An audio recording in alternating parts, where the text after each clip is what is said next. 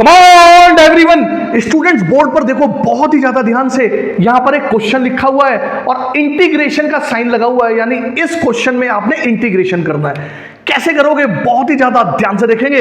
यहां पर आपने क्या करना है, x लिख देना है और ये जो पावर 3/2 है इसमें एक ऐड कर देंगे, तो +1 करूंगा तो ये हो जाएगा 5/2। जो पावर आएगी उसको रेसिप्रोकल करके x का कोफिशिएंट बना देंगे, यहां पर आ जाएगा 2/5। आगे चलते हैं प्लस। अब क्या करेंगे, 2 को कांस्टेंट को ऐसे ही लिखेंगे, ये जो e की पावर x है इसका इंटीग्रेशन करेंगे तो e की पावर x ही आएगा, और यहां लिखेंगे माइनस, इंटीग्रेशन करेंगे 1/x का, तो प्यारे बच्चों यहां पर हो जाएगा लॉग, और मॉडुलस में लगाएंगे x और एक हम जोड़ देंगे कैपिटल C जो कि है कांस्टेंट ऑफ इंटीग्रेशन।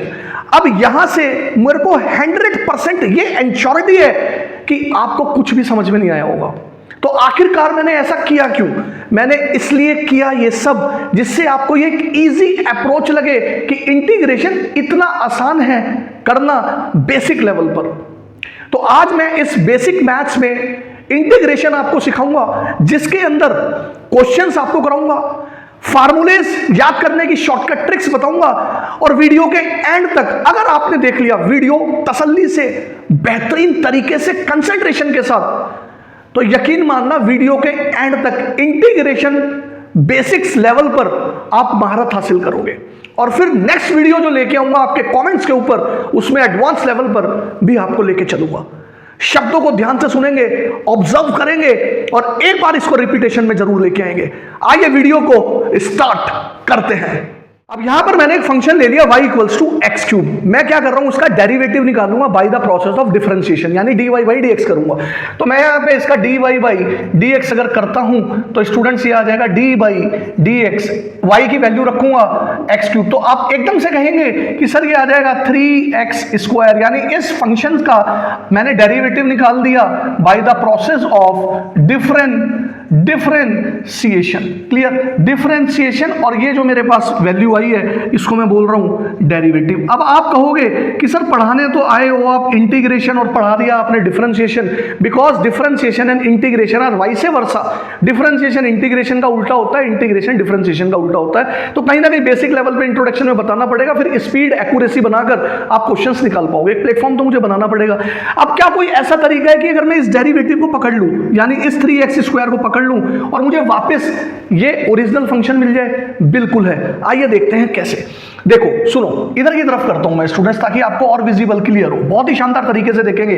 इस 3x² को डेरिवेटिव को मैंने पकड़ लिया, शब्दों का खेल है, ध्यान से सुनेंगे। तो ये आ गया मेरे पास डेरिवेटिव 3x²।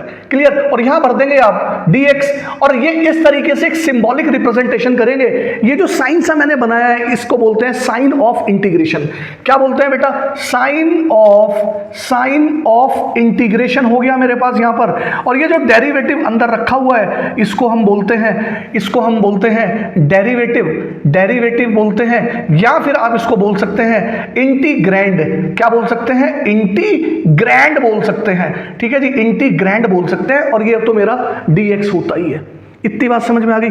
तो जब मैं इस प्रोसेस को करूंगा with the sign of integration and with derivative integrand, तो इस प्रोसेस को मैं बोल दूंगा इंटीग्रेशन, और जो वैल्यू बाहर निकल के आएगी उसको बोल दूंगा एंटी डेरिवेटिव। तो यहां पर मेरे को ये निकालना है कि भाई यहां पर ये क्या आएगा। इतनी बात समझ में आ गई? यानी ये जो क्वेश्चन मार्क है यहां पर क्या आएगा? एंटी डेरिवेटिव इंटीग्रल, और प्रोसेस क्या हो गया? इंटीग्रेशन। समझ में आया? इसलिए मैंने टाइम लिया। अब आपने करना क्या है, देखो इक्वल टू ये जो क्वेश्चन मार्क है इसको थोड़ा सा इधर की तरफ देखते हैं।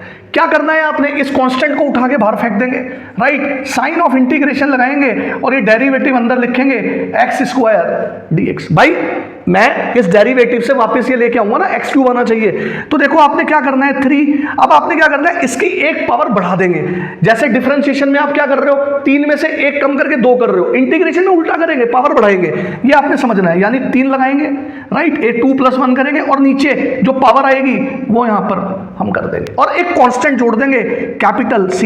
ये जो कैपिटल C है इसको मैं बोलूंगा स्टूडेंट्स कांस्टेंट ऑफ इंटीग्रेशन। देखो ये शब्द ना बहुत ज्यादा परेशान करते हैं, और इन शब्दों को समझ के हमें नॉलेज मिलती है, वी एक्वायर नॉलेज।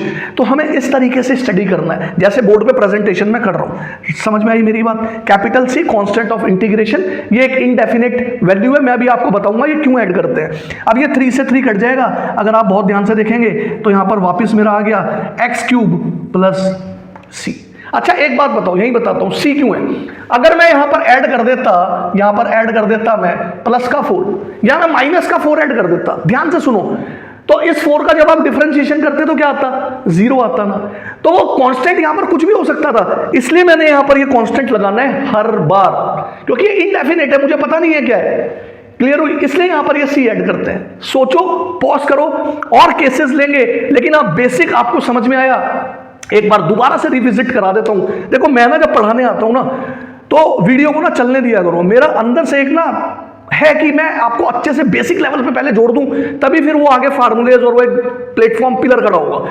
तो मेरे पास एक फंक्शन था एक्स क्यूब प्लस 4 मान लो, कोई दिक्कत नहीं है। हमने इसका डी बाई डी एक्स करा तो ये आ गया 3x क्यूब। यहां पर भी मैं चलो चेंज कर रहा हूं तो कोई बात नहीं, अब मैंने चेंज कर दिया, उस तरीके से भी हम इसको पढ़ रहे थे। प्लस 4 तो एक्स क्यूब का हो गया 3x स्क्वायर, कॉन्स्टेंट टर्म का हो गया 0। ये मेरे पास डेरिवेटिव आ गया, प्रोसेस डिफरेंशिएशन हो गया।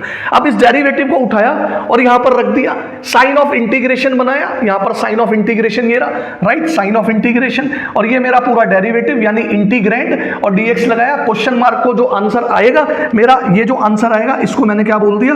Anti derivative. तो मैंने डेरिवेटिव से क्या निकाल दिया? एंटी डेरिवेटिव, यानी जो ओरिजिनल फंक्शन था वो आ गया। ये मेरा c कांस्टेंट ऑफ इंटीग्रेशन है, होल प्रोसेस को मैंने क्या बोल दिया? इंटीग्रेशन। एंटी डेरिव को ही मैंने बोल दिया इंटीग्रल। बस ये आपने इतनी बात समझनी थी। अब धीरे धीरे स्पीड बनती चली जाएगी, आपको भी मजा आएगा। स्किप नहीं करना, आगे पीछे नहीं भागना, मैं आगे क्या करा रहा हूं, आगे फिर नहीं समझ में आएगा आपको। सीखने आए हो, तसल्ली रखो, सीख के जाओगे। चलो राइट डाउन करो इसको।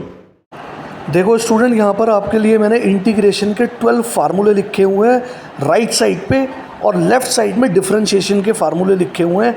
इस फार्मूले शीट को आप निकाल लेना, और जहाँ पढ़ते हो ना आप, इसका प्रिंट आउट वहाँ पेस्ट कर देना, और क्वेश्चन मैक्सिमम करना, ताकि ये अच्छे से अच्छे आपको याद हो जाएंगे। यहाँ देखो ये बेसिक फार्मूले बार बार आएंगे, रिपीटेशन होगी। सारे फार्मूले बेसिक ही हैं, लेकिन सारे फार्मूले यहाँ बताऊंगा तो लेंथ बहुत लेंथी होगी। तो एक काम करते हैं, कैसे ये फार्मूले लग रहे हैं ये बताता हूं मैं आपको। देखो सुनो मेरी बात, अगर मेरे पास यहां पर y इक्वल्स टू एक फंक्शन था x की पावर n, और अगर मैं इसका dy बाई dx करता था तो बेटा आपको क्या मिलता था? आपको मिलता था कि n, ये जो पावर थी, ध्यान से सुनना मेरी बात, ये x का कोफिशिएंट बन जाती थी, और एक पावर यहां पर कम हो जाती थी। होती थी नहीं होती थी? इंटीग्रेशन में देखो यहां पर ये जो पावर है इसमें एक जुड़ रहा है, वहां कम हो रहा है, और वो मल्टीप्लाई में आता था n, और यहां पर ये डिवीजन में आ रहा है, सी ऐड हो रहा है। सी अगर मैं कहीं लगाना भूल भी गया, आप अपने आप जोड़ते चले जाना है, सी को तो ऐड करना ही है। अब यहां पर देखो, अगर आप डी बाई डी एक्स करते थे किसका? फंक्शन का, साइन एक्स का। समझ में आ रही है मेरी बात?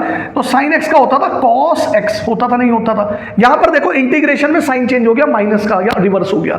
अगर ऐसे ही आप डी बाई डी एक्स करते थे किसका? कॉस एक्स का, तो आप क्या करते थे?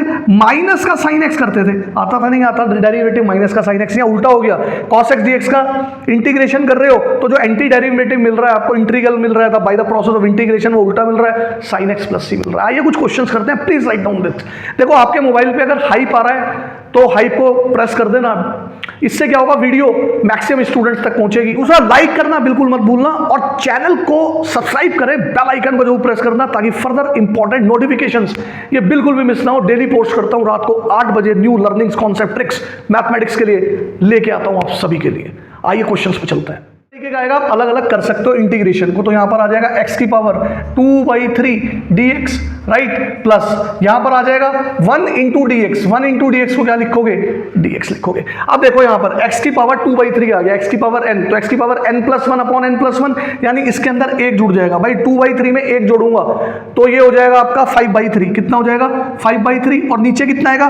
5/3, यानी उसको पलट के लिख दूंगा 3/5। यही तो मैंने आपको शुरू में इंट्रोडक्शन में पढ़ाया था। यहां पर आ जाएगा प्लस के c1, क्योंकि आपने इसको इंटीग्रेट करा, प्लस के c1, ये कांस्टेंट ऑफ इंटीग्रेशन है। अब देखो जैसे हम क्या करते थे, अगर मेरे को पास फंक्शन दिया होता था x, तो मैं D by D x, x का कितना होता था? 1 होता था। अब यहां पर रिवर्स आ गया, अगर मेरे पास 1 आ गया, इंटीग्रेशन कर दिया मैंने, ठीक है जी। अरे देखो ना, ये डेरिवेटिव है, डेरिवेटिव को अंदर रख दिया तो यहां पर आपका 1 तो बाहर आएगा, इस तरीके से चला जाएगा dx, एंटी डेरिवेटिव निकालने के लिए। तो इस dx का क्या हो जाएगा? यहां पर आपको लिखना पड़ जाएगा यहां पर x, रिवर्स हो जाएगा। ठीक है, x का डिफरेंशिएशन 1 आएगा, 1 का इंटीग्रेशन करने पे x मिलेगा, ये याद रखना आप, प्लस x और प्लस c2। बेटा ये c1 c2 क्या है, c1 c2 दोनों ही कांस्टेंट ऑफ इंटीग्रेशन है, तो आपने कैपिटल C भर देना है यहाँ पर, 3/5 x की power 5/3 plus x plus capital C। ऐसी उम्मीद कर रहा हूं कि अभी आपको क्लियर हो चुके होंगे। क्लियर, इसको राइट डाउन करो। नेक्स्ट क्वेश्चन की तरफ। क्वेश्चन में क्या करना है, इस cosec x की इस cosec x के साथ मल्टीप्लाई करके अलग अलग कर दो, तो ये हो जाएगा cosec स्क्वायर x dx, ठीक है, प्लस इंटीग्रेशन, अब ये अंदर भी चला जाएगा और cosec x cot x की यहां पर भी मल्टीप्लाई कर दो, cosec x cot x dx। अब मैंने आपको एक चीट शीट दी है, उसके अंदर फार्मूलेज है ना, तो बताओ cosec स्क्वायर x dx का कितना हो जाएगा, डायरेक्ट आ जाएगा माइनस के cot x प्लस c1 और वो c2 मैं लिखूंगा ना, डायरेक्ट c करूंगा, वो मैं आपको बता चुका हूं। यहां देखो cosec x cot x का हो जाएगा माइनस के cosec x और प्लस के c, इस c के अंदर c1 c2 दोनों चले गए। This is your answer, please write down this. चलो स्टूडेंट जल्दी से मेरे को बताओ इसका इंटीग्रेशन क्या होगा, अगर निकाल पा रहे हो तो इसका मतलब आपको समझ में आ रहा है। पॉज करो, एबिलिटी चेक करो अपनी।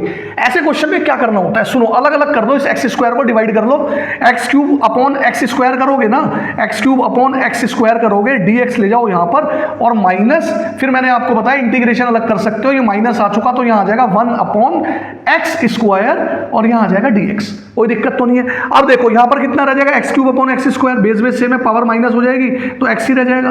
अब x dx का आपको डायरेक्ट निकालना है तो एक पावर बढ़ा दोगे, यानी x की पावर 2 हो जाएगा, 2 से डिवाइड कर दोगे, प्लस c1 आएगा, ठीक है, फिर माइनस। अब यहां पर देखो इसकी पावर यहां पर कैसे हो जाएगी, ऊपर जाके x की पावर -2 हो जाएगा, नहीं हो जाएगा, बोलो हो जाएगा।